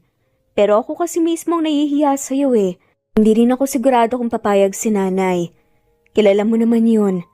At kung sakaling hindi siya pumayag, hindi naman siya pwedeng iwan mag-isa doon. Ani nga nito kaya marahang tumango ang lalaki. I understand. Pero pwede mo ba siyang subukan tanungin at pilitin? Mahinahong wika ng lalaki kaya tipid siyang ngumiti bago tumango. Susubukan ko pero hindi ako nangangako. Saka kung sakali man na pumayag siya, papayag ka na. Magabot ako ng para sa gastusin dito sa bahay. Anya at napangiwi pa nga nang mapagtanto kung gaano kalaki itong bahay na baka sa water bill pa lang, hindi pa kakalahati ang buwan ng sahod niya. You don't have to worry about the bills, Mitch. Mababa ang boses sa sagot ng lalaki. Alam mo, lagi ka nalang ganyan. Anya kaya mahinang natawa ang lalaki. Kasi akong mas meron ngayon. At kapag nakaluwag-luwag ka na, ako na mismong mangungulit sa'yo para ilibre naman ako ng tukneneng at palamig. Gaya ng dati. Pero pa nga ng lalaki kaya mahina nga rin siyang natawa. Pero ang bilis ng panahon, no? Imagine, parang kahapon lang magkasama tayo sa burol at nag-uusap. Ngayon, heto na tayo, may mga anak pala. Tapos gaya ng napag-usapan natin noon, lawyer na ako. Teacher ka na. Nakangiting dagdag pa nga nito. Napangiti naman ng babae. Volunteer teacher pa lang. Wala naman kasi akong lisensya, hindi ko na rin kasi napagpatuloy pa ang pag-aaral ko. At kapag nakahanap na sila ng totoong teacher, mapapalitan din ako. Sagot nga nito na parang nalungkot. Bakit hindi ka na nag-aaral ulit? Tanong ng lalaki. Kasi nung dumating sa buhay ko ang kambal, mas pinili kong maging ina. Tapos nung nawala nga ang tatay, ako nang umako sa lahat ng responsibilidad. Sagot nga niya. See? Hindi pala stable ang trabaho mo kahit pasabihin na madali kang makakahanap ng ibang trabaho kung sakali kasi matalino at masipag ka. Iba pa rin talaga yung alam mo na may masasandalan ka kapag walang-wala talaga. Kaya dapat pumayag ka nang dito na lang kayo. Pangungulit ng lalaki kaya natawa na nga lamang siya. Alam mo ang kulit mo. Tatanungin ko muna nga si nanay, di ba? Pero teka, kung sakaling pumayag si nanay, saan ang magiging kwarto ko rito? Tanong nga niya. Marami namang guest room dito sa taas. Malinis na ang lahat. Or kung gusto mo. Napangiti nga ang saad ng lalaki tapos ginuso nga ang nakasarang pinto. Ang pinto ng kwarto ni Henrix kung saan may nangyari nga sa kanila noon. Bigla namang naubo si Mitch dahil doon, kaya malakas na napahalakak ang lalaki. Baliw. Saad na nga lamang ng babae. Bakit namumula ang mukha mo? Napapangiting wika ni Henrix. Alam mo, ewan ko sa'yo. Sige na nga, alis na ako at gabi na rin. Ihatid na kita. Hindi ko naman nahayaan na umuwi kang mag-isa lalo na't gabi na. Tugon ng lalaki. Hello, dito na po ako lumaki tsaka nagkaisip. Saka, kilala ko na halos lahat ng mga taga dito. Saka dati naman hinahayaan mo akong umuwi mag-isa. Napapailing na wika pa nga niya. Kailan ang dati na yan? Tanong nga ni Henrix na biglang nagseryoso. Basta dati. Hindi sigurado sa isasagot. Sa kanya naalala na kahit dati pala, ay lagi siyang inihatid ng lalaki pa uwi. Hindi mo alam kasi, kahit na kailan hindi kita hinayaan umuwing mag-isa. Wika pa nga nito kaya napalunok ng laway si Mitch.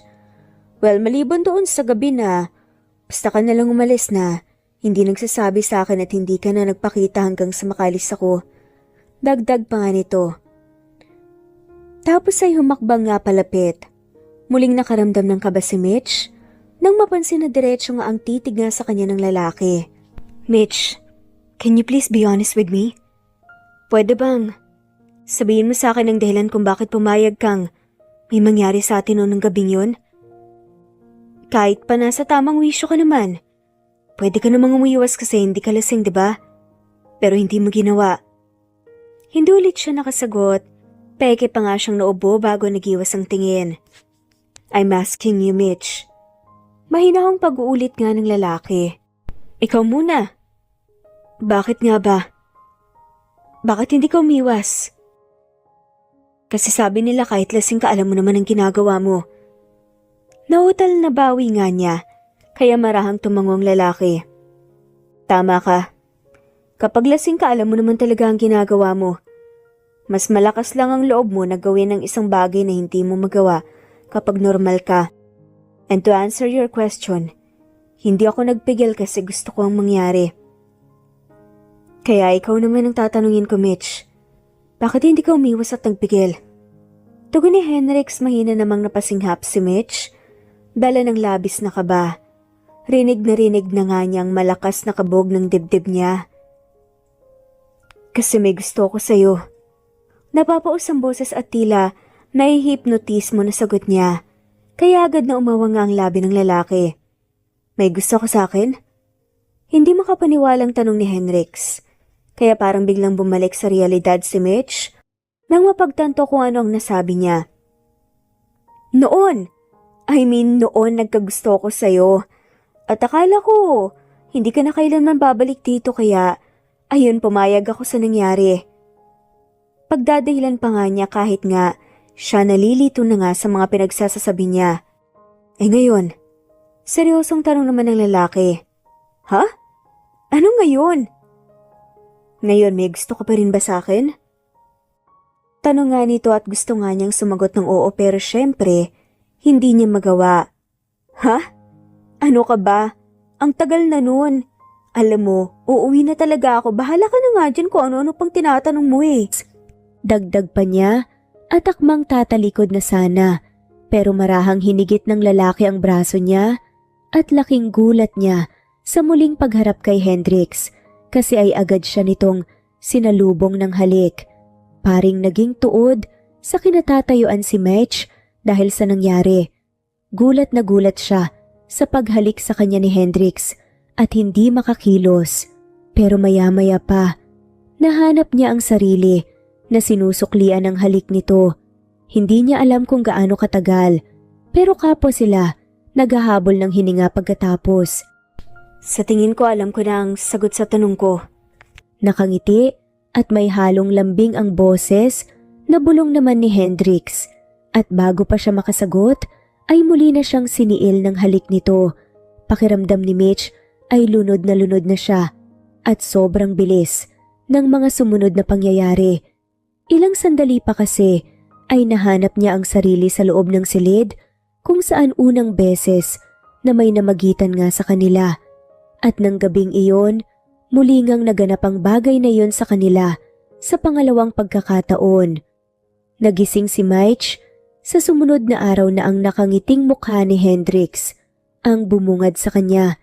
Nakangiti kasi ito habang tahimik siyang pinagmamasdan sa pagtulog. Good morning. Malambing ang boses na bati nga nito. Mabilis namang napaupo sa kama si Mitch nang malalang mga nangyari kagabi at nang mapagtanto na dito na nga siya nakatulog sa kwarto ni Henrix. Anong oras na? Gulat na tanong niya. It's just 8 in the morning. Sagot ng lalaki. Ang mga bata, may klase pa sila. Tapos may trabaho din ako. Aligaga na saad nga niya at mabilis pang tumayo upang mag-ayos nga ng sarili. Nangakbang tatakbo na nga sana siya. Palabas ay agad siyang natigilan ng marinig ang marahang pagalakak ni Henrix. Anong nakakatawa? Nakakunot ang noon na saad niya. Relax, Mitch. Sabado ngayon. Nakangising tugon nga nito tapos ay marahan nga siyang hinihila nga. Kaya muli siyang napahiga sa tabi ng lalaki. Naramdaman nga niyang pag-iinit ng buong mukha nang walang pasabi siya nitong binigyan ng mababaw na halik sa labi. I love mornings like this. Napapangiting bulong pa nga ni Henrix pagkatapos. Kailangan ko na rin kasing umuwi. Baka nagugutom ng mga yon, baka hindi pa sila nagagahan. Anya tapos pilit nga na kumawala sa yakap ni Henrix at tumayo ulit. Alright, susunod ako doon. Wala rin naman akong trabaho ngayon, labas na lang tayo ng mga anak natin. Nakangiting sagot nga ni Henrix. Tipid lang siyang ngumiti at hindi sumagot. Tapos ay nagmamadali na nga siyang maglakad palabas ng kwarto. Nang hindi na nga siya nakikita ni Henrix, ay mariin siyang napapikit at bahagya pang sinabunutan ang sarili. Gaga ka, Mitch. Bakit hindi ka na naman nagpigil ha? Hindi ka na natuto sa nangyari noon. Ni hindi mo nga alam kung may gusto sa'yo yung tao marupok ka talaga, lukalaka ka. Bulong pa nga niya sa sarili. Pagkabukas nga niya ng pinto ng bahay ay bahagya siyang nagulat nang makitang nakatayo sa harapang isang sexy at magandang babae na akmang kakatok sana. Mitch, wait! Nakalimutan mo ang phone mo. Naghabol naman sa kanya si Henrix na agad ding natigilan nang makita kung sino nandoon. Allison? Gulat na tanong niya. Why do you look so surprised, Rex? Hindi ba't nag-message ako sa'yo at sinabing pupunta ako? Seryosong wika ng babae bago nga tumingin kay Mitch. I'm attorney Allison Coanco. I'm Hendrix's fiancé. And you must be? Tanong nga nito kay Mitch kaya sunod-sunod na napalunok ng laway ang ginawa niya. Michelle, kaibigan ni Hendrix. Puno ng kaba na sagot nga ni Mitch. So ikaw pala yung Michelle. Wika nito at tipid ng umiti. Pleasure to finally meet you. Dagdag pa nga ni Allison. Pilit na lang nang umiti si Mitch. Kahit pa ang totoo ay parang sinaksak ng punyal ang puso niya sa ideya na may fiancé na pala si Hendrix.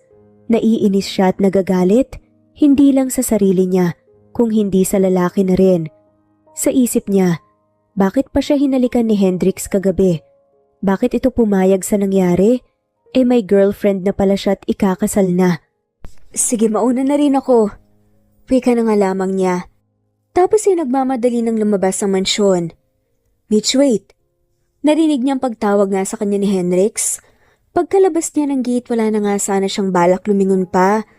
Pero wala rin siyang magawa. Nang marahang hinigit nga ni Hendrix ang braso niya, na hinabol pala siya.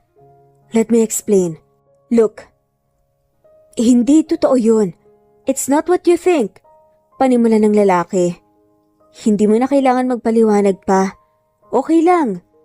Agad na pagputol na nga lamang niya sa sasabihin nito. Hindi mo naman ako pinilit eh.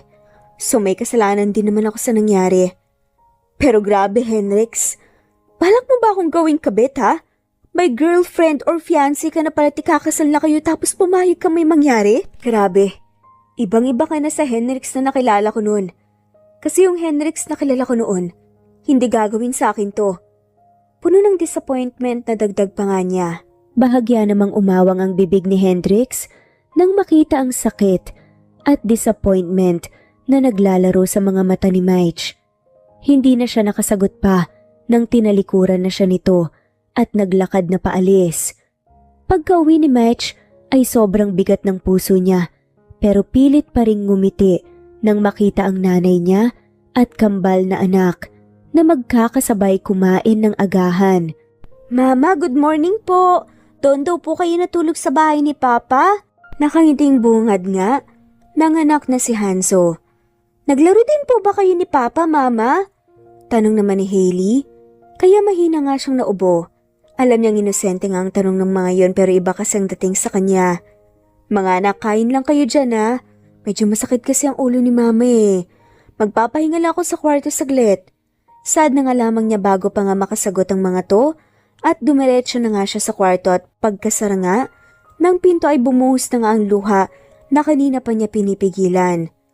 Hindi ka na dapat nagpunta dito, Allison. Gate nga ni Hendrix. Sa babae na ngayon ay nakaupo nga sa sofa ng mansyon. And why not? You broke off our engagement bago ka umuwi dito sa Pinas. At akala ko, kailangan mo lang ng space but it's been over 3 months na hindi ka nagpaparamdam. Kaya ano gusto mong gawin ko? Siyempre pupuntahan kita rito para makausap ka at malaman ko ang rason mo. Sagot ng babae. Hendrix, okay naman tayo eh. Wala akong natatandaan na pinag-awayan natin. Basta mo na lang sinabi na feeling mo hindi ka handa. And I think it's only fair kung ipapaliwanag mo sa akin ng maayos kung bakit. Dagdag pa nito. Well, nakilala niya si Allison sa law firm sa New York kung saan siya nagtatrabaho noon. Kahit pa naging successful ang career niya, pakiramdam niya ay hindi siya buo at may kulang. Kaya inakala niya na makakatuwang iyon sa buhay.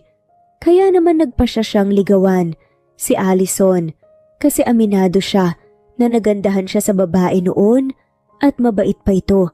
Pagkatapos ng 6 na buwan nilang relasyon, ay inaya na niya ito agad na magpakasal. Pero napagtanto din niya na parang hindi sapat ang nararamdaman niya sa babae para pakasalan nga ito. Masyado lang siyang nagpadala sa pressure na nararamdaman. She's not a friend. Nagsimula tayo bilang magkaibigan, Drex. At bago mo pa ako niligawan, puro tungkol sa matalik mong kaibigan na nagngangalang Michelle ang kinikwento mo sa amin. Kung gaano ito kakulit, kung paano ka nito inisin at kung paano ka na rin niya inalagaan at kung paano siya mag-alala sa'yo. Sa isip ko nun kung sino man yung Mitch na yan, napakaswerte niya. Kasi kitang-kita ko sa mga mata mo ang pagmamahal mo sa tuwing kinukwento mo siya sa amin. Kaya mo medyo nagtaka rin ako eh. Nung niligawan mo ko, kasi base sa paulit-ulit mong kwento and the way your eyes sparkles with so much love whenever you're telling us stories about her, alam ko na iba ang nararamdaman mo para sa kanya. May halong lungkot na dagdag pa nga nito kaya umawang ang bibig ni Henrix. What? Nalilitong tanong pa nga niya. Oh, come on, Drex. Masyado ka lang siguro naging manhead o masyado kang nagpabulag sa ideya na magkaibigan lang kayo but deep inside, alam mo rin sa sarili mo na noon pa lang mahal mo na siya. Pero sumugal pa rin ako kasi akala ko magagawa kong baguhin ang nararamdaman mo. But who was I kidding?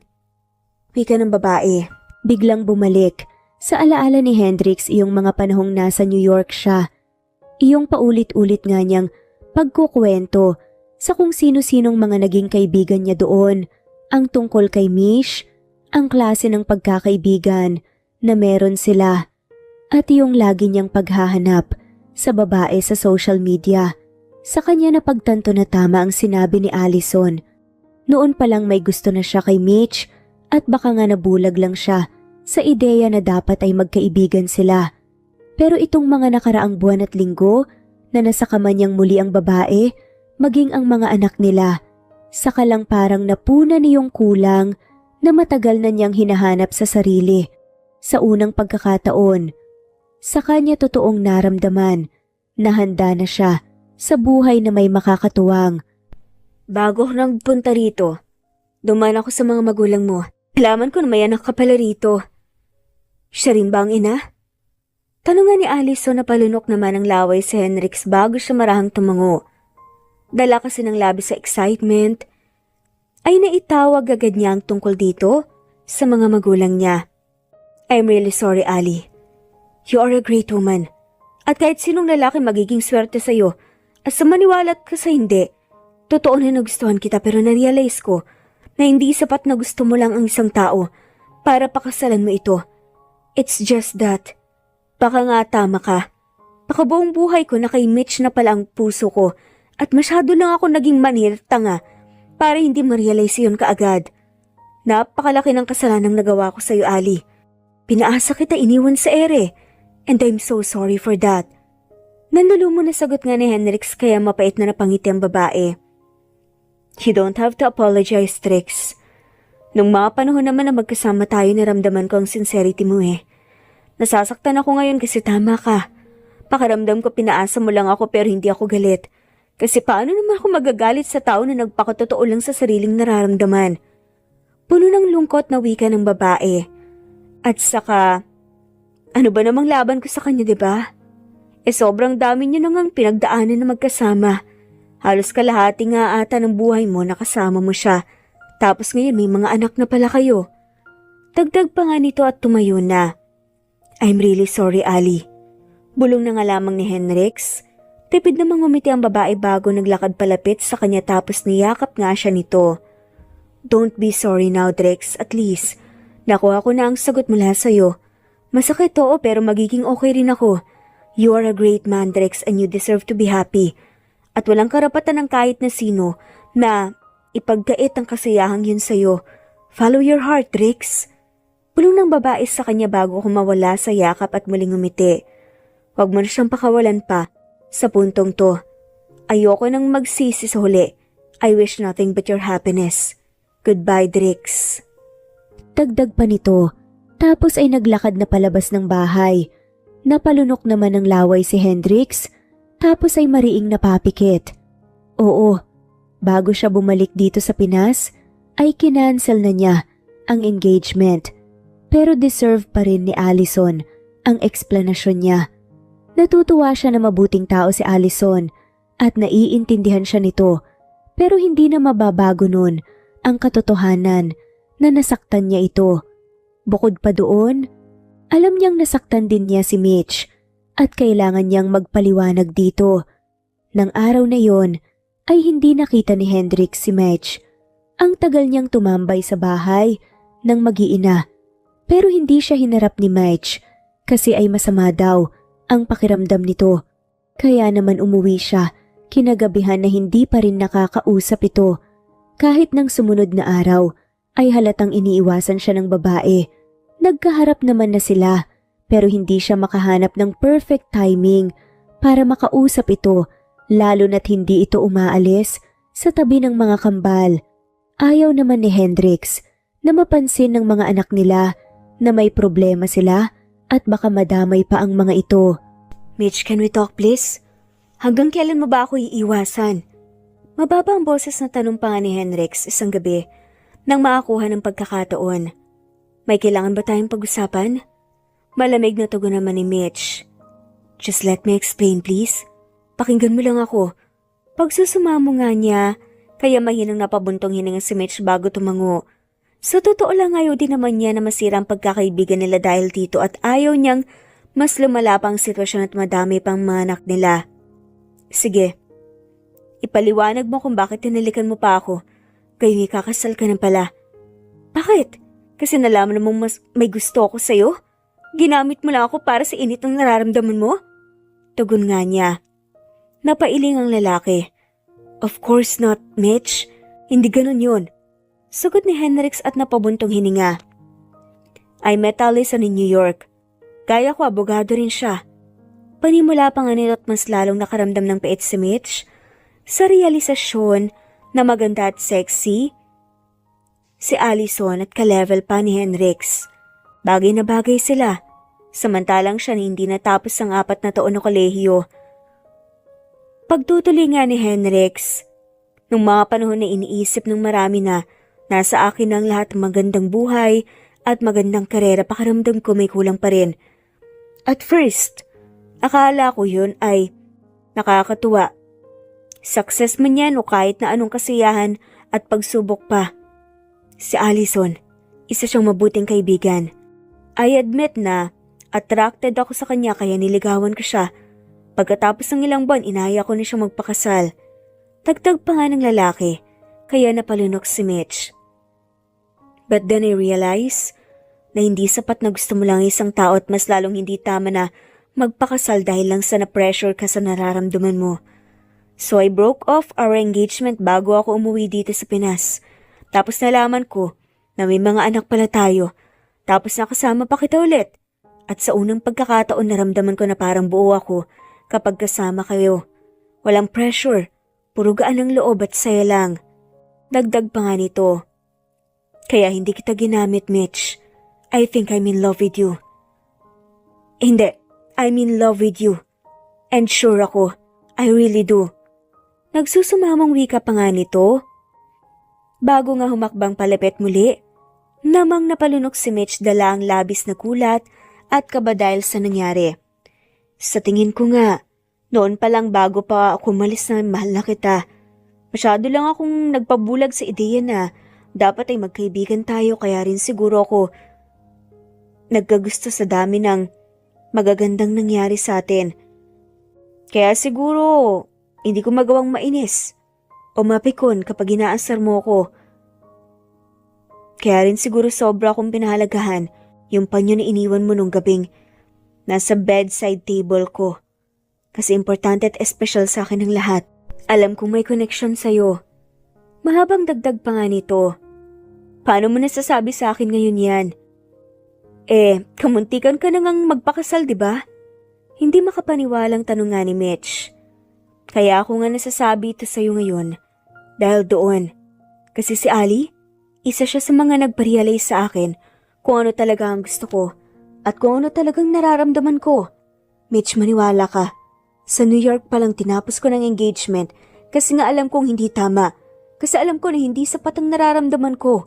Hindi ko lang naipaliwanag ng maayos kay Allison kasi hindi ko rin naman talaga alam kung paano ipapaliwanag sa kanya. Kaya siya nagpunta rito para kausapin ako. Dagdag pa nga ng lalaki. At ngayon naipaliwanag mo na sa kanya ng maayos? Hendrix, nakasakit ka ng tao. Giit ng babae. I know. I messed up, okay? Alam kong nasaktan ko siya pero oo. Naipaliwanag ko na ng maayos sa kanya kasi alam ko rin ang sagot kung bakit hindi ko handang magpatali sa iba. Kasi nga noon pa lang, wala na akong ibang nakikita na makakasama sa buhay kundi ikaw lang. Tanga lang ako para hindi ma-realize ka agad yun. Look, you don't have to believe me if you don't want to. Pero bigyan mo ako ng chance na ipakita, iparamdam at patunayan sa'yo na totoong nararamdaman ko. Pagsusuma mo nga nito. Paano si Allison? May halong pag-aalangan nga na tanong nga ni Mitch. Nasaktan ko siya, alam ko yun, pero sinabi niyang naiintindihan daw niya. At sinabi rin niya sa akin na wag daw kitang pakawalan pa. Saad nga ni Henrix. Hindi ko alam, Henrix. Pero dahil sa nangyari parang natakot kasi ako bigla eh. Anya tipid na ngumiti si Henrix bago tumango. Naiintindihan ko at hindi mo kailangan na bigyan agad ako ng sagot. Basta gusto ko lang malaman mo na sincere talaga ako. Na totoong gusto kita. Na mahal kita, tanda akong maghintay kahit gaano pa katagal.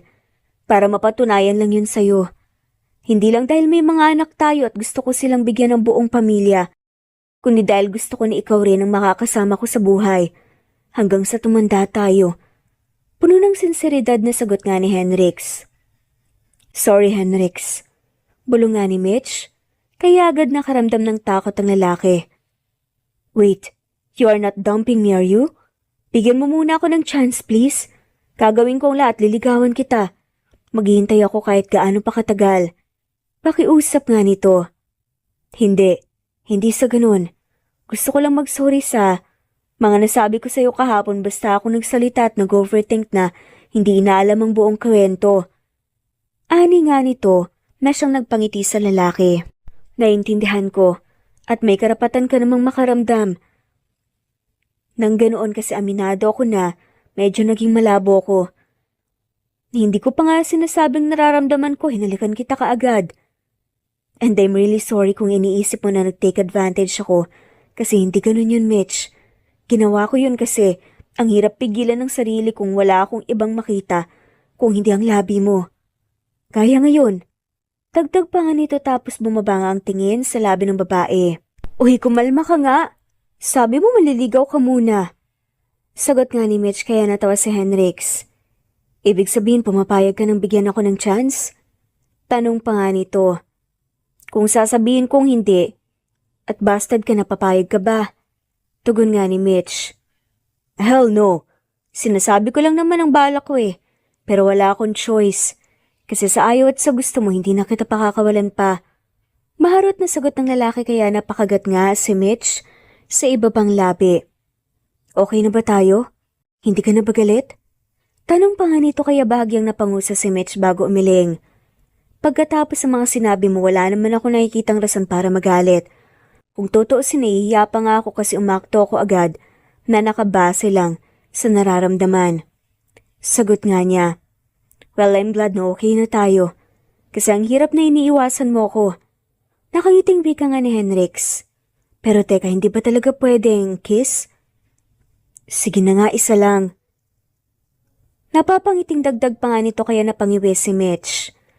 Hala siya, may nanliligaw pang nangihingi ka agad ng kiss? Sagot nga nito. Nung isang gabi lang, hindi lang naman kiss ang ginawa natin ah. Napapangiti pa rin na wika ni Henrix kaya napasinga pang babae. Joke lang, ang cute mo kasi kapag namumula yung mukha mo eh. Dahil sa akin. Like I said, handa akong maghintay pero maghanda ka. Kasi kapag sinagot mo na ako, hindi na ako mag-aaksaya ng oras at pakakasalan na kita kaagad. Dagdag pa nito.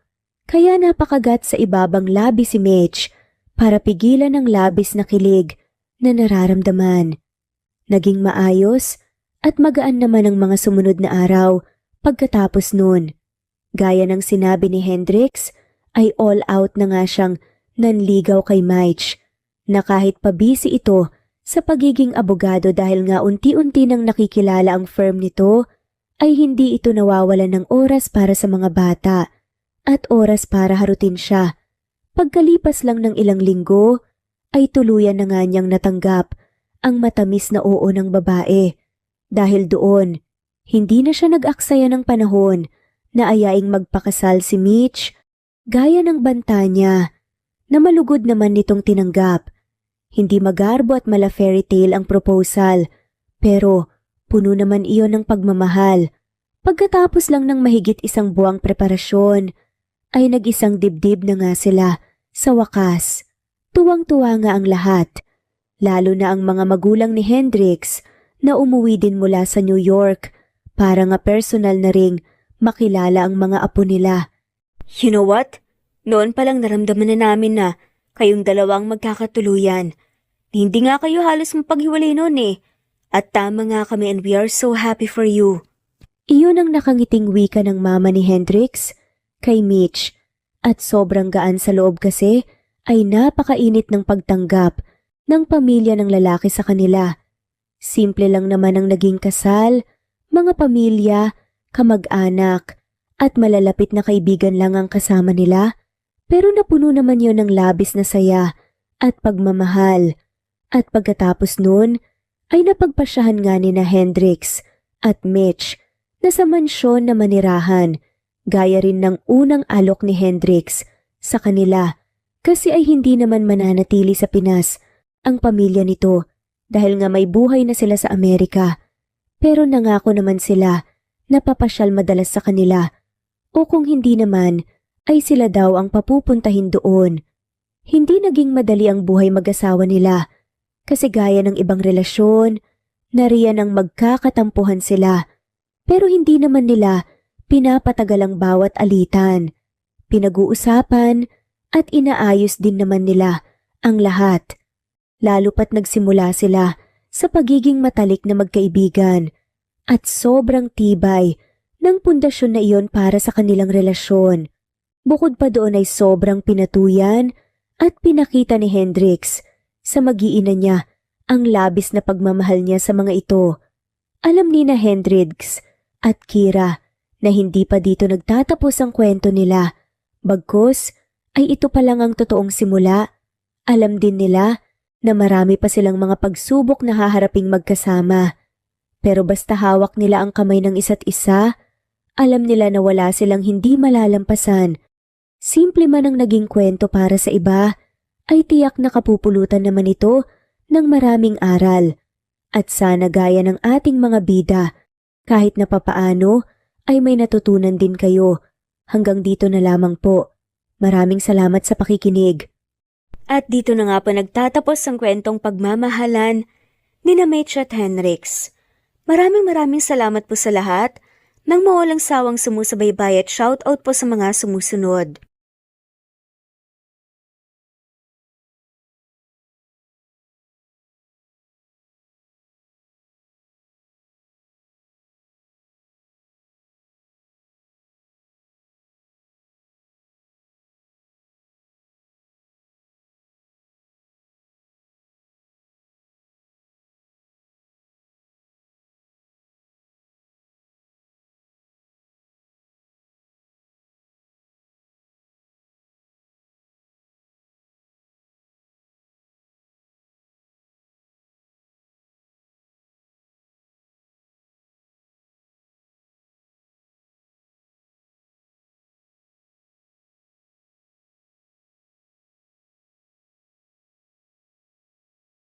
Nathan Canada, Lisa, Elie Evangelista Anderson, Rosemary Vasquez, Charlene Cartilla, Nat Greenfax, Wilma Oliveros, Jennifer from Singapore, Ederlina Albiso, Lloyd Dagabas, Rad TV of Hong Kong, Presbyteros Rose Ostanalito, Elie Evangelista Anderson, Jalen Baro-Baro,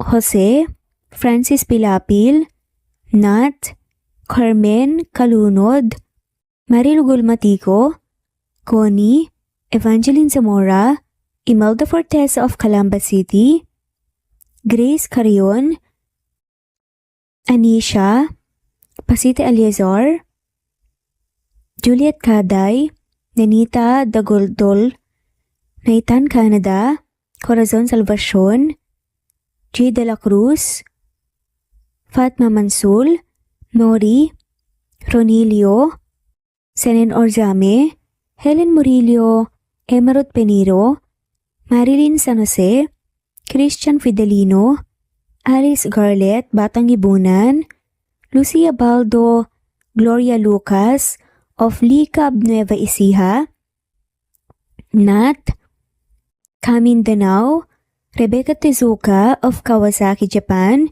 Elvie Candontol, Annie Hoson, Marie Cristal Hilario, Loida Nankil, Merlilyn, Fe Navares, Jelly Tampos, Chubby Doll, Charlene Naton of Bog City, Cebu, Ana Victorina, Ann Mariano, Teresita Schmid, Liliano Bebe, of Rome, Italy, Marisa de los Reyes Arroyo, Eli Bitasolo, Kidim Tess, Kinshano Ebas, Maria Elena Barosa, Nora Bell, Sevan, Nathan, Lilia of Macau, Carmencita Falcon, Geraldine de Jesus, Annalyn Divina Gracia, Adorias, Aradhani, Vilma Lukban, Remedios Salmantil, Ederlyn Albinso, Maria, Josephine, Peña Sales, Rosalie, Naitan, Fe, Dip Dorado, Maribel Quitola of Antipolo City, Loida Gabas, Busolve Tayo, Marilu Abad, Epifania de Ocares, Zenaida Hamo, Marie Cristal, Tess Batatas, Jay, Lynn, Juliet, Lilia, Teresita, Rosemary, Evangeline, Ronil, Rebecca, Rosalie Datu, Eliza Fronda of Marlene Basico, Flordette, Nancy Hupia, Batang Ibunan, Eli Bitasolo of Milan, Italy, Dionila Pereira of Naik Cavite, Jessica Vargas, Shuktong, Flor, Teodora Santos, Mercedita San Jose of Antipolo, Marilyn San Jose, Emily Borak, Jers Jenna Lipio, Virginia Malasan, Mary Jean Coldora, Stephanie Arroyo, Imelda, Emelita Mendoza, Nori, Marilu Gulmatico, Juliet Panlilio, Annie Hoson of Japan, Tess Batatas, LV, Lori, Jessa Acevedo, Lisa, Ellie Ramirez, Edita Palalon, Goldfinger, Elizabeth Cabanilla, Maria Teresa Mislang, Happy Cat, Wilma Dergantes, Glory Rojas, Donilia, Loida Nankil, Ana Flor Saiko, Marilyn Sasaki of Japan, Naija Adel Panganiban, Baby Floresca Pasita Eliazar of Ontario, Canada, Marilyn Sasaki, Ederlina Albiso, Virginia Malasan, Felicita, Nenita Gomez, Anything Goes, Josie Lanusa, Rinante Salamania, France, Techi Pacardo of France, Joel Capili, Rinante Salamania, Girly Bandia, Josie Lanusa, Angelina Barbado of Santa Maria, Bulacan, Wendy Got of Japan, Fe Ramirez and Mariano Alfonsa Atienza, Mercy Villantes, Daniel Gucor, Techi Pacardo, at shoutout na rin po sa lahat ng mawalang sawang sumusubaybay. Maraming salamat po. Kung gusto niyo pong ma-shoutout, sa susunod nating video ay comment lamang po ang inyong pangalan at kung tigasan po kayo. Muli ito ang Cat Amazing Stories PH. Thanks for listening at God bless po sa ating lahat.